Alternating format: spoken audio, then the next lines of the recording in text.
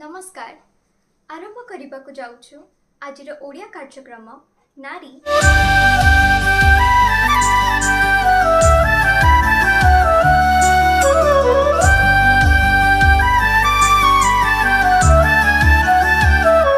नारी तुम्हें केड़े धन्य तुम्हें केड़े धन्य नारी तुम्हें केड़े धन्य तुम्हें केड़े धन्य धन्य तुम नारी जन्म धन्य तुम नारी जन्म आश्चर्य सृष्टि ईश्वरंका नारी तुम्हें केड़े धन्य हो नारी तुम्हें केड़े धन्य। आसंतु आमे माने ईश्वरंकर वाक्य सुनिबा एवं एही वाक्य को आमनकर जीवन रे कार्य रे लगाएगा। Praise the Lord. नारी चैनल में आप सभी बहनों का मैं स्वागत करती हूँ और फिर एक बार मुझे प्रभु ने मौका दिया आपके सामने प्रभु का वचन को लेके आने के लिए। और आज मैं जो वचन बोलूँगी वो एक नारी के बारे में। मेरा जो टॉपिक है वो है यीशु और सामरी स्त्री। हाँ मेरे प्रिय बहनों, ये स्त्री के जरिए से गॉस्पेल का प्रचार हुआ। ये पहली प्रचारिका है और प्रभु ने स्वयं अपने प्रकाशन में कहा है कि मैं वो मसीहा हूँ। तो आइए हम उस वचन को सुनते हैं और हम देखते हैं योना रचित सुसमाचार उसके 4 अध्याय का 1 से 45 तक। तो ये तो बहुत लंबा है वचन, लेकिन मैं कुछ छोटा ही बोलूँगी आपके सामने। तो इस तरह से हम देख रहे कि यीशु मसीह यहूदियों को छोड़कर सामरिया को जाने वाले हैं और वह सफ़र कर रहे हैं। और जब यीशु मसीह सफ़र करके सामरिया के गांव में पहुंचते हैं तो वहाँ पर वह एक कुएं के पास बैठ जाते हैं, क्योंकि उस समय ऐसा कोई साधन तो नहीं था कि गाड़ी मोटर चल रहे थे, लेकिन पैदल चलते चलते यीशु मसीह सामरिया के गांव में पहुंचते हैं और वहाँ पर कुएं के पास बैठ जाते। क्यों बैठते हैं? क्योंकि वो बहुत थके हुए थे। और देखिए मेरे प्रिय बहनों, जब वे बैठते हैं उसी समय ही, ठीक उसी समय एक सामरी स्त्री आती है कुआं से वह जल भरने के लिए। जबकि वो जब आती है तो यीशु उसको देख के कहते हैं मुझे पानी पिला, लेकिन वह यह इस अर्थ को नहीं समझ पाती है। अब जब वो कहती है कि वो देखती है यीशु को और कहती है कि आप जानते हैं कि यहूदी होके मुझ सामरी स्त्री से पानी मांग रहे हैं। तब प्रभु यीशु मसीह क्या उत्तर देते हैं? प्रभु यीशु मसीह कहते हैं तुम जिससे बात कर रही हो तुम नहीं जानती हो। इस पर वो कुछ नहीं बोलती है, लेकिन चकित हो जाती है। उसके बाद क्या होता है, ये सारी बातें आप लोग योना रचित सुसमाचार 4 अध्याय का पढ़ सकते हैं। पूरा उसमें दिया गया है, विवरण दिया गया है। जब यीशु मसीह ये सब बातें उससे कह रहे हैं तो वो सोचने लगती है ये तो कुआं है, याकूब का क्यों कुआं है, मेरे पिता माँ मेरे दादे परदादे ने इसी कुएं से पानी पिए हैं, इतने लोग हैं, तो वो इतने बड़े हैं तो अब मैं आपसे बड़े कौन है करके। लेकिन यीशु मसीह कुछ नहीं बोलते हैं और उसे पानी के बारे में बोलते हैं मुझे पानी पिला करके, लेकिन वो कुछ नहीं बोलती है और कहने लगती है कि आपके पास तो कोई चीज नहीं है जिससे आप पानी में आपको दे सको। तो प्रभु यीशु मसीह कहते हैं, और यहाँ पर यीशु मसीह कोई नॉर्मल वाटर के बारे में बात नहीं कर रहे हैं, साधारण पानी के बारे में नहीं बात कर रहे हैं। वह कहते हैं कि ये वो पानी है जो पानी को तू पिएगी तो कभी भी प्यासा नहीं होगी। तब वो क्या कहती है, तो ठीक है प्रभु आप मुझे पानी दीजिए मैं पीऊँगी। तो वो क्या कहते हैं, यहाँ पर वो क्या उत्तर देते हैं प्रभु यीशु मसीह? वो कहते हैं कि जा अपने पति को बुला के ला। तो वो क्या कहती है, पति को बुलाने के लिए बोलती है, तो वो अपने हाल बारे में कहना चाहती है, बोलती है कि मेरा कोई पति नहीं है।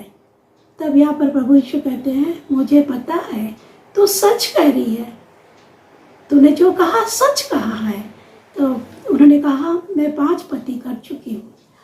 तो 5 पति, जब प्रभु ने उसे खुद बताया तूने 5 पति की है, अभी जिसके साथ रह रही है वो भी तेरे पति नहीं है।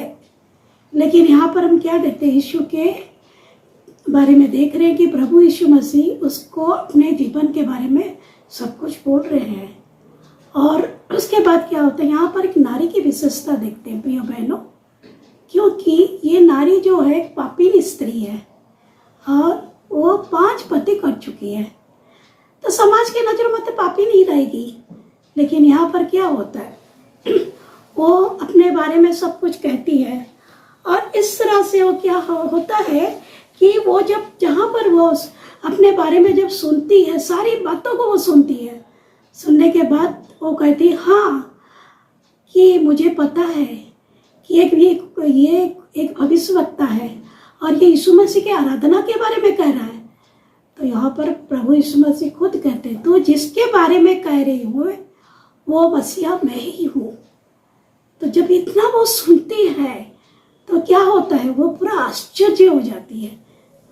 तो क्या होते हैं, फिर वो अपना पानी का घड़ा वही छोड़ कर दौड़कर कहाँ जाती है, उस सामरिया के वो अपने गांव में वापस लौट जाती है।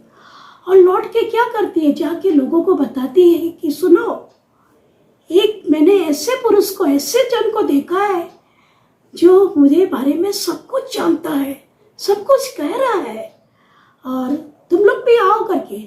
तब उस गांव के सारे लोग को लेके वो क्या करती है, अपने लेके उसी जगह पर आती है जहाँ पर यीशु मसीह बैठे होते हैं।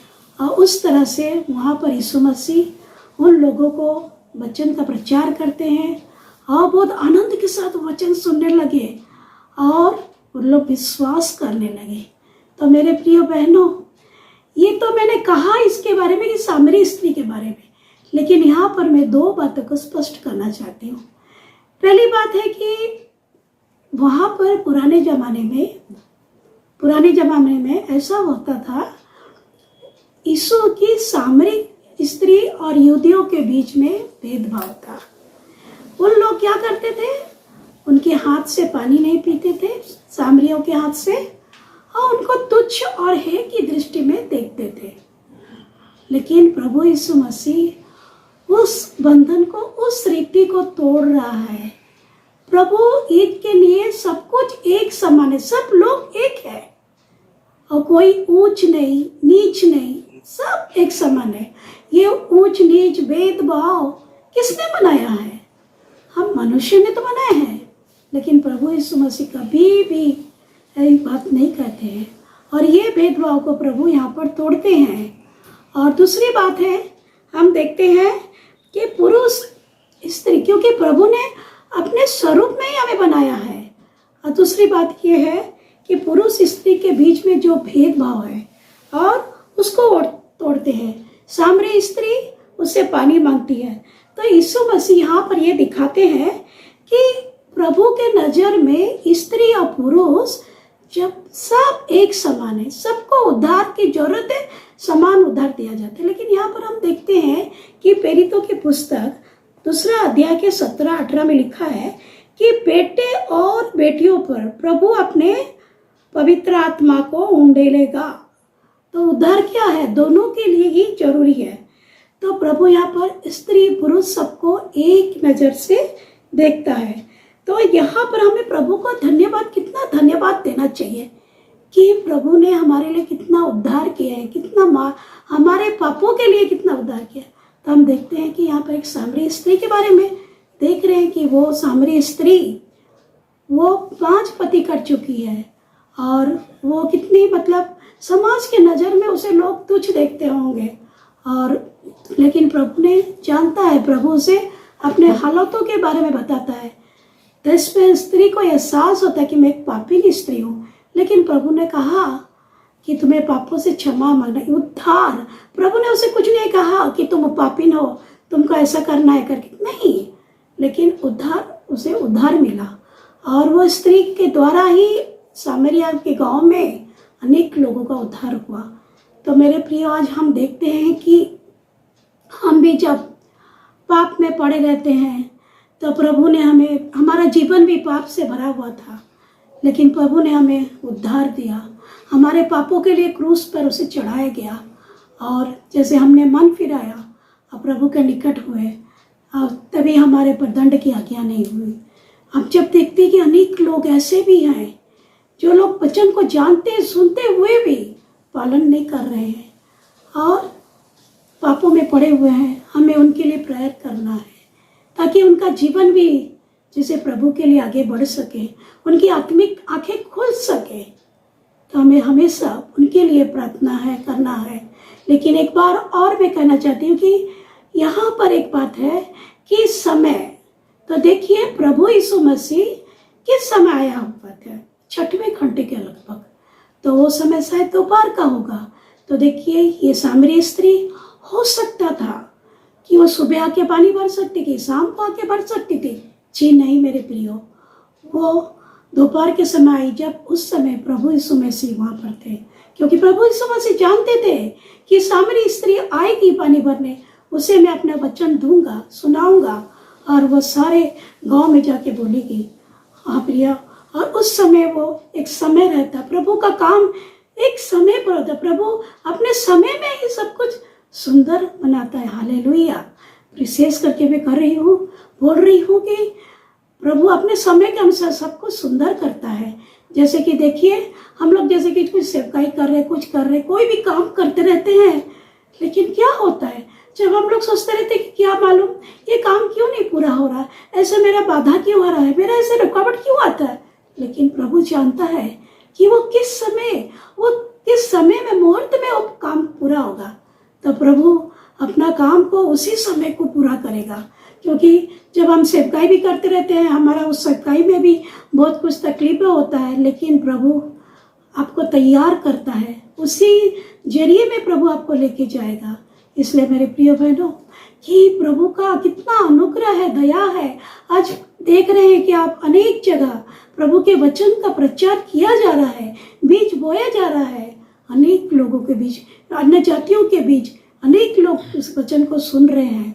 और प्रभु के लिए धन्यवाद हो कि मुझे एक सुंदर सा मौका दिया गया कि मैं प्रभु का ये वचन आपके सामने शेयर करूं, और प्रभु आपके इस छोटे से वचन के ऊपर आशीष दे। शालोम। आज प्रोग्राम टी एठारे रखुछु। ईश्वर को इच्छा हेले नेक्स्ट एपिसोड रे देखा हबो। Shalom, bye bye.